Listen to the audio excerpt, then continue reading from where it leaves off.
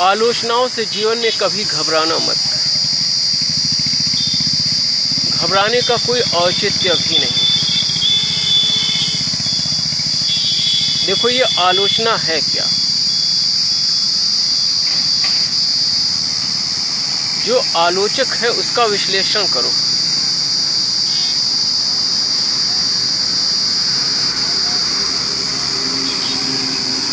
जो आलोचक है उसका विश्लेषण करो। उसका जो बौद्धिक विकास है,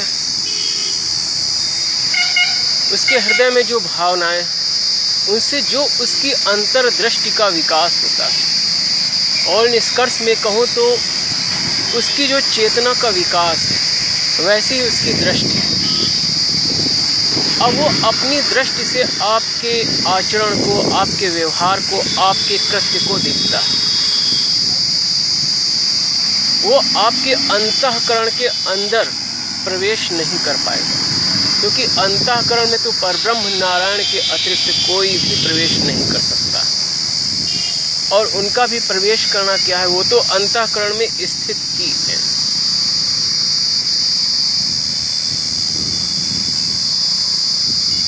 तो लोग हैं क्या? वो अपनी चेतना के विकास के अनुसार, अपने बौद्धिक विकास के अनुसार और अपनी भावनाओं के अनुसार आप पर प्रतिक्रिया करते हैं। उनकी प्रतिक्रिया में, उनकी आलोचना में उनका ही प्रतिबिंब है। तो जब तुम्हारी कोई आलोचना करे तो अपनी आलोचना में उनका प्रतिबिंब देखो, तो तुम्हें शांति मिलेगी।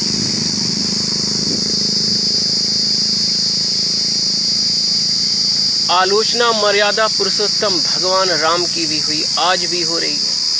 भगवान योगेश्वर कृष्ण की हुई, आज भी हो रही है। सहस्त्रों महापुरुषों ऋषियों की हुई, आज भी हो रही है। सामान्य पुरुषों की भी होती है। आलोचना एक स्वाभाविक कृत्य है मनुष्य का। हाँ, इतना अवश्य है कि इस संसार में आसुरी स्वभाव के भी लोग हैं, देवत्व स्वभाव के भी लोग हैं। जो असुरत्व वाला है उसकी आलोचना में असुरत्व होगा, और जो देव पुरुष है उसकी आलोचना में देवत्व होगा। जो देवता है वो आपके गुणों को देखेगा, गुणों को स्वीकार करेगा, और जो आसुरी स्वभाव का है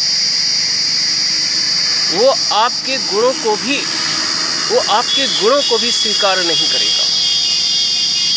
और यदि आप में अवगुण है तो फिर कहना ही क्या है।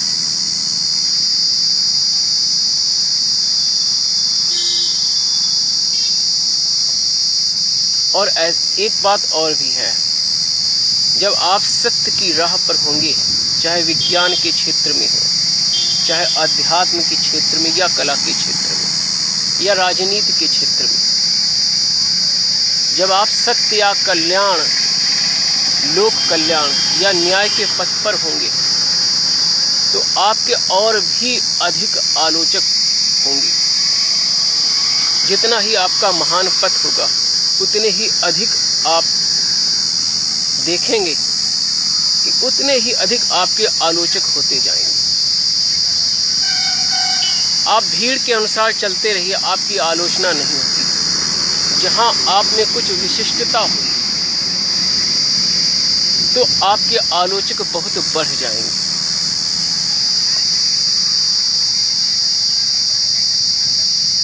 तो तुम अपनी अनुभूति के स्वयं ही न्यायाधीश बनना। स्वयं का मूल्यांकन करो। एडिसन जैसा महान वैज्ञानिक, उसने वृद्ध अवस्था में जब अपनी माँ का बॉक्स खोला तो उसमें एक लेटर मिला, जिसमें बचपन में उसके शिक्षकों ने कह दिया था कि आपका बच्चा बहुत मूर्ख है और हम इसको नहीं पढ़ा पाएंगे। लेकिन एडिसन बालपन में जब अपनी माँ के पास आता है तो माँ कहती है कि बेटा, तुम्हारा माइंड, तुम्हारी बुद्धि बहुत उच्च स्तर की है।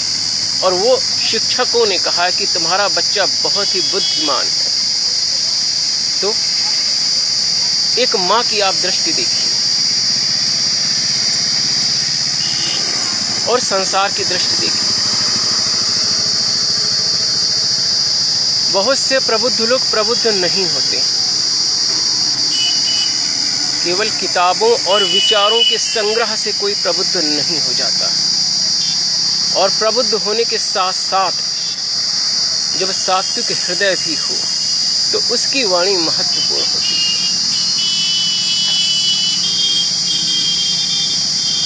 वेदना कुछ नहीं मन में, यहाँ उपहास है जग में, तुम्हारा हास्य ही जीवन में प्राणाधार है मेरा। सहस्त्रों पाप में कुछ पुण्य का व्यवहार है मेरा, अमित अनुराग का सागर ही जीवन सार है मेरा। वेदना कुछ नहीं मन में, यहाँ उपहास है जग में, तुम्हारा हास्य ही जीवन में प्राणाधार है मेरा। जय श्रीमन नारायण मित्रों।